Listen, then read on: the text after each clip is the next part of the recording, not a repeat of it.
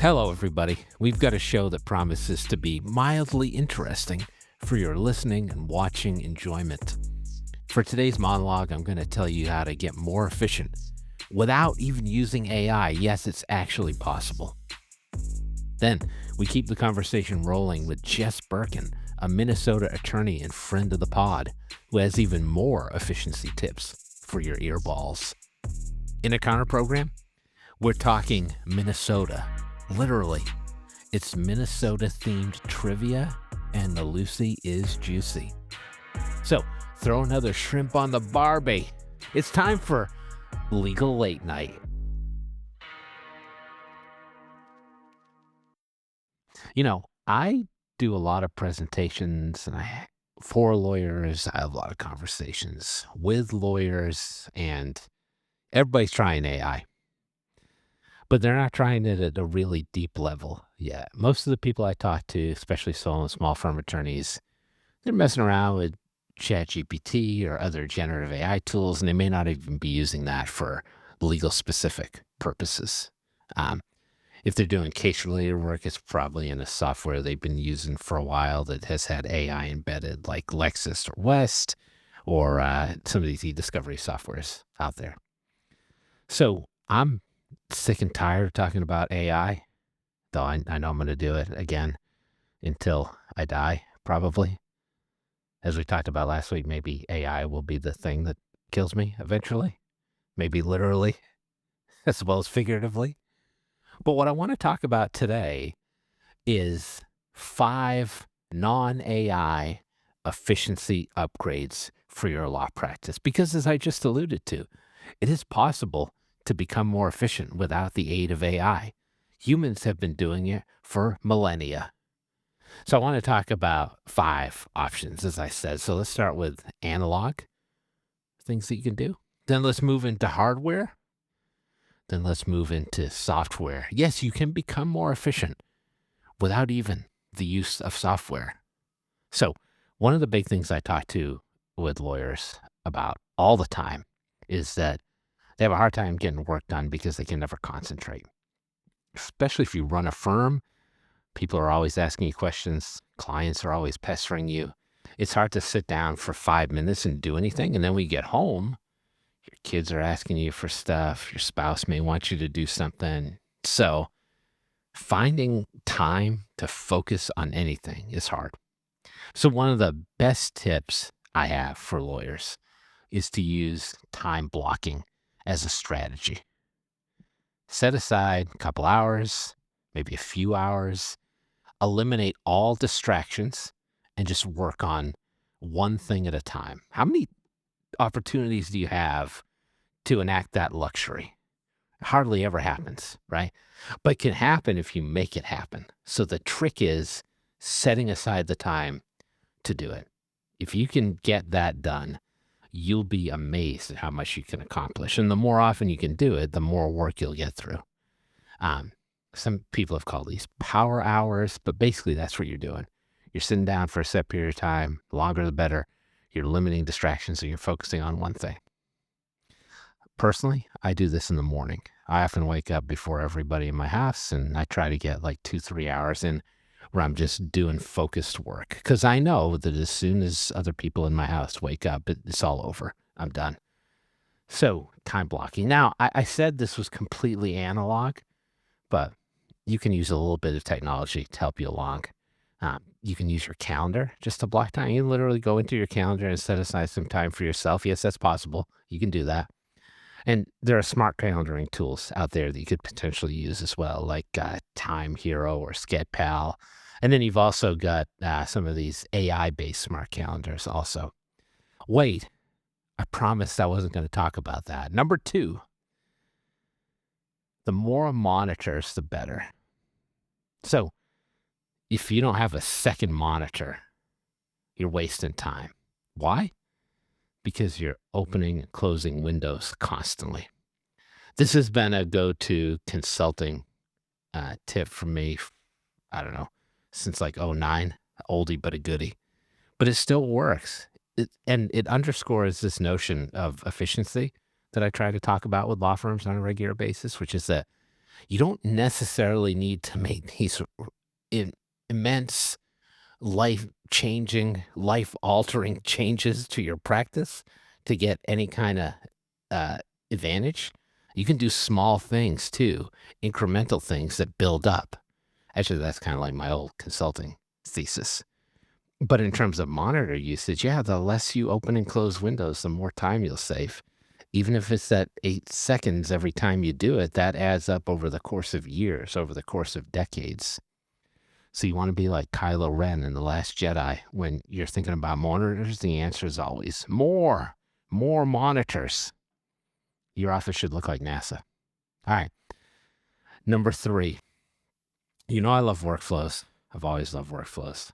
But what about case closing workflows? Those are highly valuable for law firms. So what do you do when the case is over? Oh, probably nothing, right? Maybe you put your paper file away as I throw up in my mouth saying those words. Or maybe you just archive a case on your software that you're using, like your case management software or your document filing system. But then nothing ever happens in any law firm because you don't have a system to make it happen.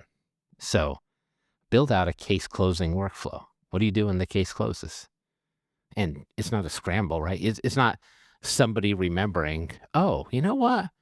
We had that great experience with that client, but we didn't do anything about it. So schedule a request for a review. Set up a time to do an exit interview. Make sure you get that person locked into your marketing automation program so you can send them updates or newsletters from time to time so they remember what you did for them. It's a whole host of things you should be doing post-close so that you don't lose new work from a satisfied client. This is something that lawyers overlook all the time. And if you can set it up so that it happens the same way every time with a workflow, that's far more efficient than just kind of, figuring out what you need to do on the fly. Always add processes. Got 2 more for you. Number 4, document automation. Yes, it's true. Document automation does not need AI to work either. So document assembly, document automation, document generation, creating finalized documents from templates is probably one of the most underutilized features in a law firm. Lawyers tend not to use software for this because they think it's A, too expensive. Spoiler alert, it's not with the value you get out of it.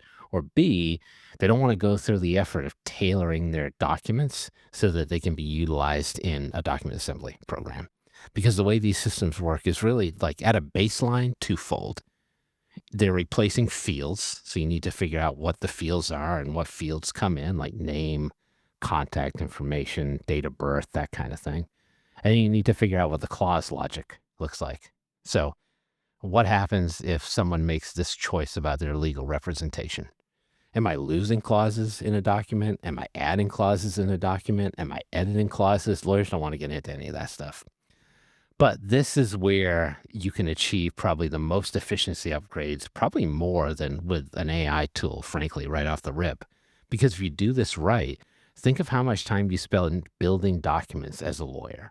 Lawyers spend tons of time building documents.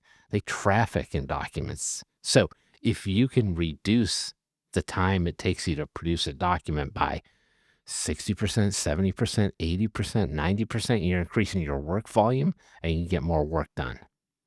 So take the time, make the effort to build out your documents so that they can be utilized in a document assembly program if you're not using one of them that already has templates in place, and go out there and kick some ass for me. Number 5, this is maybe my biggest law firm pet peeve, payment automation. Bros and broettes, it's time to stop requesting payments. This is why law firms have shitty collection rates. This is why attorneys don't get paid, because they say, the work is done, please pay us. And even if you're not saying the work is done, please pay us, maybe you're using flat fees, or maybe you have a subscription model. If you're clicking a button to ask people to pay you, you are giving away time, and there is a time value to money. You want cash flow, you want no accounts receivable. Yes, I said no accounts receivable, 0. You need to start automating payments. Make payments happen automatically or take a payment out of someone's account by clicking a button, but do not request payments from your clients because it's going to take a while for them to make those payments. So what do you need to get this done? Well, you need an e-payment software. Good news, case management software, which most attorneys are using now, have e-payment software built in for the most part. So there are a lot of CRMs. So do scheduling tools, by the way, as well. Then on the backside, you get a credit card authorization form. I've got one. Message me, I'll send it to you. And then you need to tweak your fee agreement to reflect the fact that you're automating payments on behalf of your clients. No fuss, no muss. So stop requesting payments. Start taking payments. Carpe diem, everybody. 5 ways you can get more efficient without using AI. Believe it or not, it's true. And that's the short list. There's more, but we got to get to our next segment. Next up, if you can't get enough of all this productivity talk, the rampage continues next. Jess Birken enters the fray. Oh, it is so on.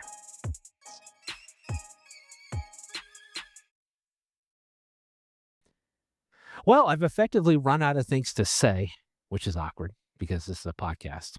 So I'm just going to stare out the window blankly and contemplate what I've done with my life. Now I'm just fucking around. That sounds awful. Let's interview our guest instead.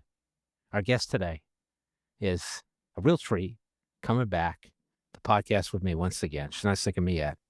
That is Jess Birken, who's the owner of Birken Law Office in Minnesota.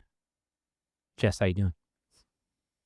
I'm good. I was just internally debating if I should do a heavy Minnesota accent for the entirety of this podcast. Or Maybe not for the entirety. Maybe not. So, what's going on at Birken Law Office these days? Lots of change, I can't seem to stop improving my law firm. It's like an addiction. It's a hard life. Just It fucking killing it is. every day. Yeah. Yeah. In February, my right hand, my wing woman, Megan, and I, in February, we do something called F off February. In Minnesota, we have a long, hard winter, and like February is around the time where it's like -30 with the wind, and you're just wishing you were somewhere Balmy. else for a week. Yes. Yeah. So we usually go somewhere like warm near water with palm trees for like a week and do work on the business, right? Like real high level. Southern And Illinois. so this, No, go ahead. yeah. By comparison. Yeah, no, somewhere like Mexico, something a little bit more fun. Now we're talking. So we did that, and we decided that this year we were going to sort of not completely change the business model, but really like a hard tweak on our business model to sort of move like up market a little bit and do things in a more efficient way, in a way that like makes more money because I got to buy groceries still. Hell yeah. Don't we all? All right. So, Yeah. so if people don't know, you work mostly with nonprofits, right? Exclusively or mostly? Yeah, I work only with Exclusively, that's what I thought. nonprofits. That's all I do. Yeah. So you just had a retreat and you were like, we're turning this around, turning the ship, which I think is hard to do. Yeah. I think a lot of people hear that and they're probably like starting to break out in hives. Like, I could never do that with my business. Like, No, it takes a lot of 100%. balls to do that, really. Yeah. Well, to be like super transparent, like the math wasn't mathing on the business. Yeah. It's like, why are we not making more money? Like, and I can't give Megan a raise, and I'm not making a reasonable amount of money. And it's like, what do we need to do? So like the first thing we did was we actually sat down and said, okay, let's do some like unit price analysis and be like, because I do everything on a flat fee, I don't do any hourly billing. So that's a whole other We'll can of get to worms. that. Don't worry. Yeah.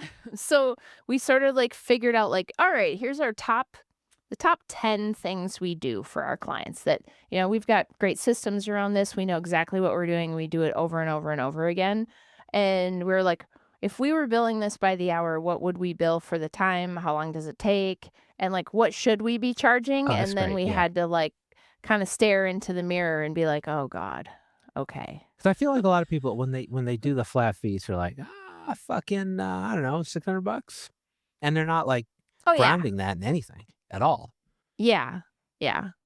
So you manage your practice and have for a while. Like, how long have you run this practice now? It's been a while, right?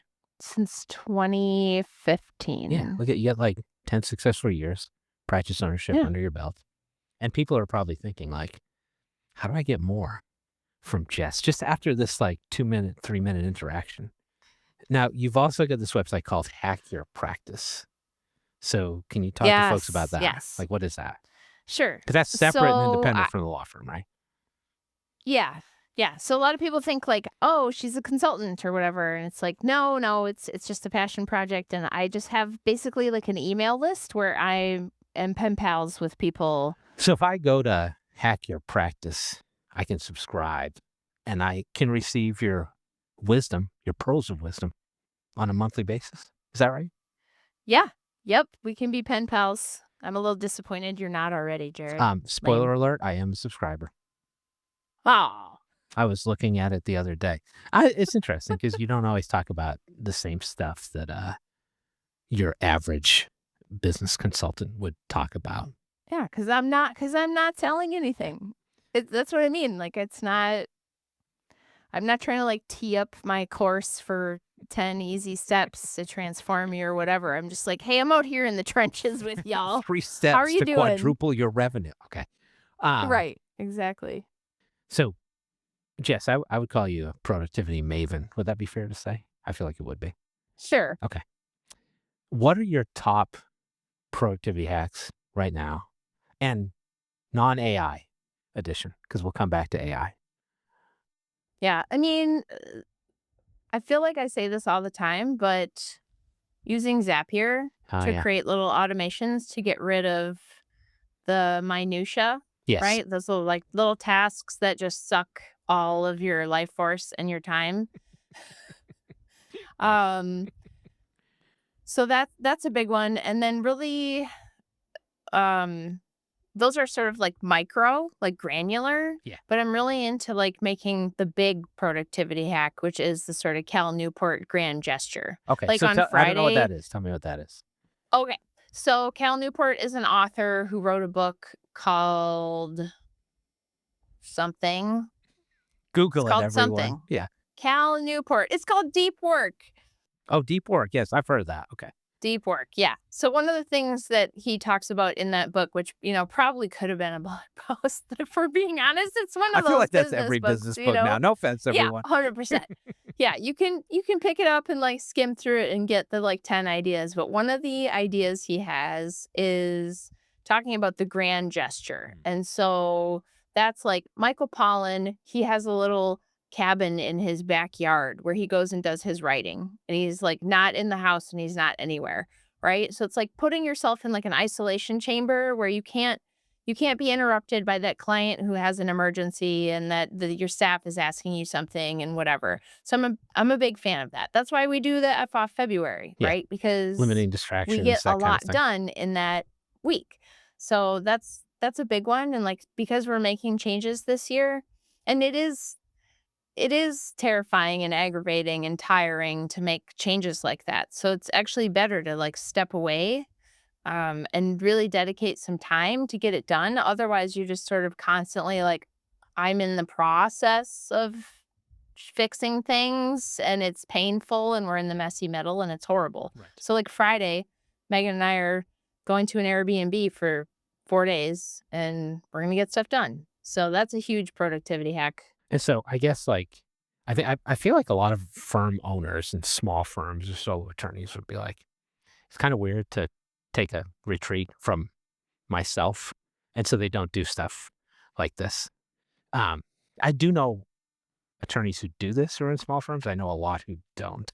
So you're saying like no matter the size of the firm, this is helpful. Yeah, absolutely. I mean, so here's the thing, right? It feels like, oh, I couldn't possibly. It's kind of the same thing like with, oh, I couldn't possibly take a real vacation where I wasn't checking my Right. email. Right. It's that same sort of like psychological trap that like I have to constantly be on because my work is eating me alive. And if I'm not like on it all the time, then I'll get behind and da, da, da. But the reality is, if you actually take a vacation and rest, you'll come back recharged. If you actually take the time to go do the thing, you'll get the thing done and you won't be drinking out of the end of the fire hose later. That's the goal anyway. No, I mean, absolutely. Like, people don't take time to recharge. And if you do, even if, I don't know, like, Yeah. little personal story. I had a stomach flu this weekend. So I slept for Oh, 19 fun. hours on Saturday. I woke up and I'm like, I feel fucking amazing. Right. Yeah, you let your immune system like do what it Yeah. needed to Yeah. do. You just do the work. I'll rest. All right. You mentioned Zapier, which is Yeah. kind of a bridging software that connects two different softwares that don't have an API connection. What other Yep. apps are you into right now? I'm super into right now Airtable. Like we Wow. basically run Huh. the entire firm, like my whole firm runs using Airtable. Like we use Airtable for everything and it's amazing. Do you want to tell people what Airtable is? I'm not sure if everybody knows what that is. What is Airtable? So Airtable is like if you think of Excel or like a database that's in the cloud, so it's on the internet, but Yep. then you can show the data in ways that are super useful, right? So you can set it to show you as a Kanban board. You can set it to show you a calendar. So if you have a bunch of deadlines or like trial things or whatever coming up, you can express all of your sort of like records as like show me the dates. You can do it as show me a Kanban board, which means you can have a sales pipeline. So we can use it as CRM. What is your Outlook contacts except for a database of all of the people you know? And each record for a contact has name, address, Right. notes, right? It's the same principle, but it's all in one piece of software. Instead of like syncing everywhere, we have everything in Airtable. So it becomes like the one source of truth, Yeah. which is really, really important because if you're like me and you like to like try new things and add software, sometimes it can get very like, well, this lives over here and that lives Yeah. over It ships there. And everywhere. if you're not keeping everything updated and synced and whatever. So it's kind of like we built our own practice management software in I was Airtable. gonna say, so you use this like in lieu of case management software and a CRM and tools that people might buy off the shelf rather Yep. than using a project to kind of build themselves. Okay, that's a good one. Look, I was surprised by that one. I wasn't expecting you to say Airtable. All right, got another one for us? Oh, I'm a huge fan of Slack. I hate Mm, email, and I have a yes, small email team sucks. of people, internal, like people who work with me that I pay as like you're with me 40 hours a week. But then I also Right. have people like my web guy and the woman who like figures out when a Zap is broken and somebody who builds document automation apps I for like us. how And you have a Zap lady. yeah, That's we do great. have Zap Lady. Absolutely. It's like, "Hey, a cutie's broken. Can you go look at that? Like, what's happening here?" Yeah. And So everybody's in Slack everybody's in Slack. communicating. Yeah. So people, I'm just really surprised how many law firms don't use something like Slack, which is Yeah. sort of it's kind of like a third party communication app. Yes. So you've And got you like probably already have it. threads and Like, yeah, if you have Microsoft 365, you have their version of that, which I think is like Teams. Like, Teams has a chat. Teams chat. Oh my Yeah, it's God. probably I think I horrible. just threw up in my mouth a little Yeah, I bit. hate all Microsoft products are such crap, except for the Office suite. I'll Fucking take the awful. Office suite all day long, but, like, all their other stuff is usually I can't stand it. But you probably already pay for something that's Yeah. better But than email that you but could don't all but chat don't use on. Teams. So No. I guess we lost that Microsoft sponsorship. Oh well. We had a Oh, nice darn run. it. um okay, so let me ask you the big question. Um AI, like, how fucked are we? Or is it I like, is it good? I don't I know. don't know. I feel like every time I Are you on the ask fence? I am, because like, don't you just, like, ask your Amazon device for, like, just something normal and she can't do it, and then feel reassured that our robot overlords don't know what the hell they're doing. That is a good point. Yeah, Yes. not that my Amazon device is AI, but I feel like ChatGPT came out and it was, like, so exciting and it was miraculous, and then over the course of, like, 2 years, I've just watched it get more stupid. Like, Oh, the yeah. more people feed their stupidity into the machine, I feel like it's gotten dumber. I That sounds so callous and rude, but I do feel like it hasn't Didn't count improved. on the stupidity of humans, did you, Yeah. AI? Well, but then at the same time, it's incredibly powerful, and I do think we have still it's like the internet. Like, we still have no idea how this is gonna change everything. So I think we are a little bit fucked, but Yeah, a little bit. it's not quite, if it can't make a human being without, like, 6 fingers just yet, like, we're on the road there. Good. Got a little bit of time left. Yeah, Um, yeah. Maybe we should just keep feeding it human data. That's how to do it. We'll get it off the rails. Um, so I know you do public speaking and you're asked to talk about AI on a regular basis, as am I. And I'm in the same boat as you. Like people are like, "Hey, you want to do an AI presentation?" And I'm like, "Do I have to?"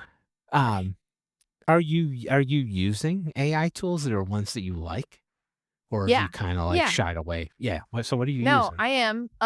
Like, I have a talk that's like, 4 tools I like and 3 I don't or whatever.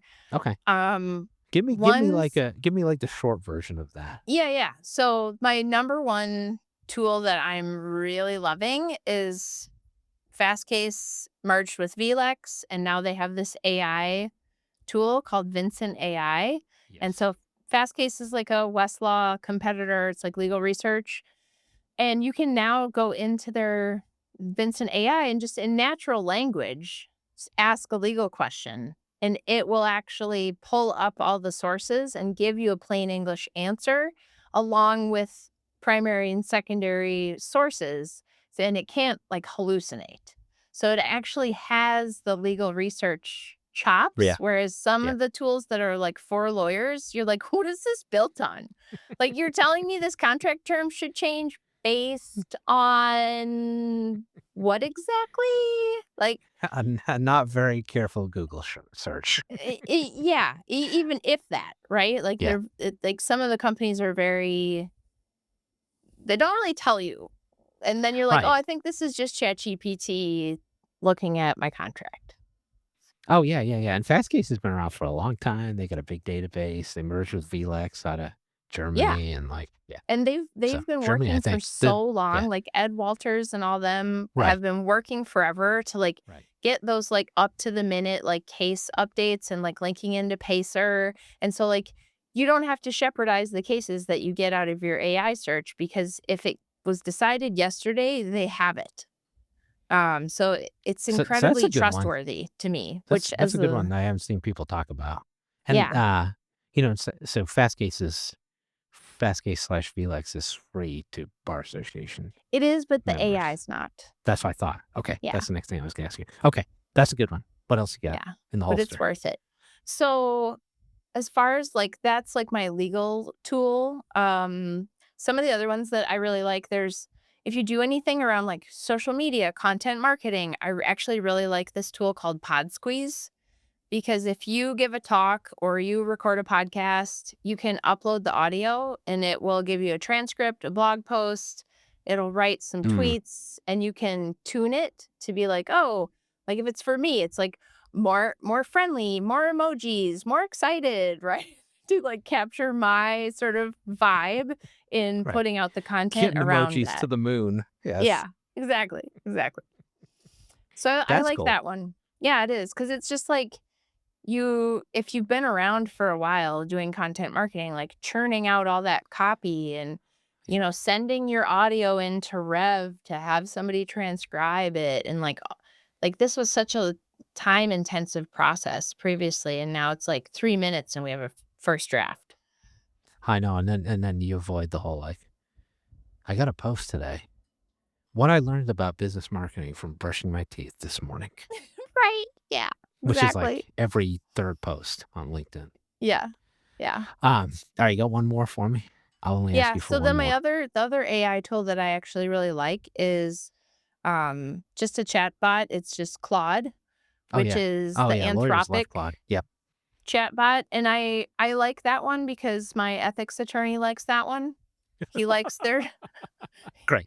he Good likes choice. their terms of service, like how they store your data, that they don't train on your data, and they take like reasonable precautions to protect your data. It just like meets my ethics attorney's guidelines for what he feels comfortable with, which means I feel a lot more comfortable putting my work stuff in there. I don't use ChatGPT for work stuff. Right. I'll use it to like stare into the pantry after work and be like, okay, so I have a can of beans and mushroom soup. What can I do with this? But I don't put work stuff in there. It's just warming a can of beans under the hot water in the Oh, faucet don't you again ever do for that dinner. though? Where you're just like looking around your Yeah, kitchen and and when you're I like, was a I hobo in don't know. 1930s. What can I make? You got Oh, yeah. beans. Oh, yeah. I like beans. I can get into beans. I like All right, beans too. so so we talked about the tech tools. We talked about, like, how you manage the staff. So I think this is kinda like a new world for delegation for lawyers, because you can delegate to people, you can delegate to software automations in some Yep. cases, but you can also delegate now to this new world, it's AI, which is, like, kinda staff, kinda software. So how should, like, small firm attorneys be thinking about delegation now in this brave new world that we're in? Um, okay, so this you're asking this and it just reminds me of like this woman I met who's a lawyer, and we were in like the same class with John Grant who does agile coaching, and we were chatting afterwards and she was like, "Oh, like can I see how you do this and how you do that with your team?" And the thing that I was taking away was like she was very new to delegating, and I don't think AI or any of these software tools are gonna solve your problem in the beginning. Like, in the beginning, you just, like, literally need to learn how to delegate, and the biggest roadblock that I see my colleagues run into is that they all have, like, an idea of how what is the perfect way of doing it is stuck in their head, and they don't articulate that to anyone. So the software doesn't do it the exact way they want it. It's trash. That software didn't work for me. The new staff person doesn't do exactly what I think is the right thing, even though I didn't tell them what the right thing was. This staff person's trash. It didn't work for me. And so like Right. literally learning about delegating and how to delegate effectively, I feel like that's step 1, and a lot of lawyers skip that step and go straight to like, "Ooh, the shiny new an AI agent is gonna Oh, yeah. solve my It's gonna problems." solve everything. Right. AI agents, it's on. Um, this was this was a lot of fun. Yeah. Do you mind sticking around for a little bit? I No, have let's some do it. baklava if you're interested. I'm definitely interested in baklava. Are you gonna ship it to me? I'm hungry. Yeah, I'll ship it to you. We'll be back in a second.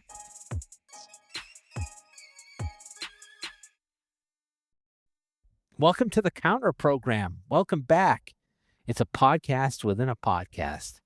This is a conversational space where we can address usually unrelated topics that I want to explore at a greater depth with my guests. Expect no rhyme and very little reason. Jess, welcome back.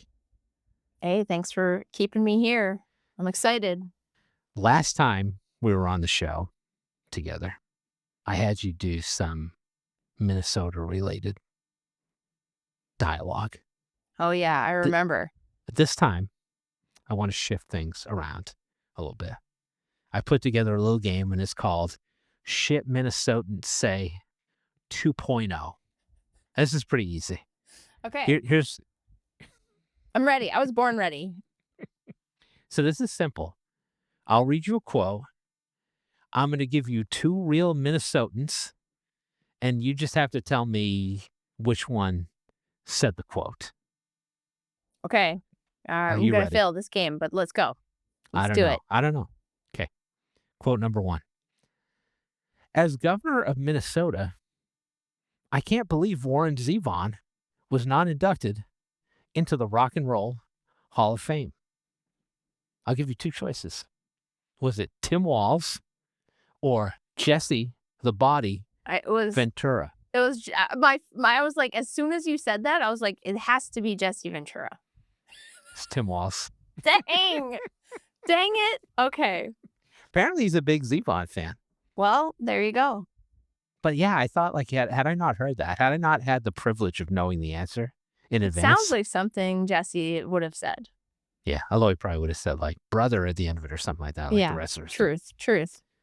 All right, so we got 5 left. So you have a lot of time to redeem yourself here. Next one.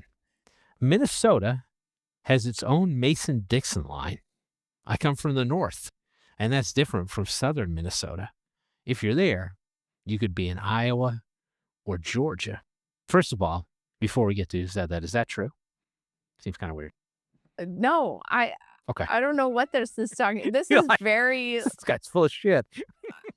When you said Iowa, I was thinking like, yeah, we have up north, like northern Minnesota. Where does that line start? I thought that's where this was going, but like, Nope. Who even thinks about Iowa?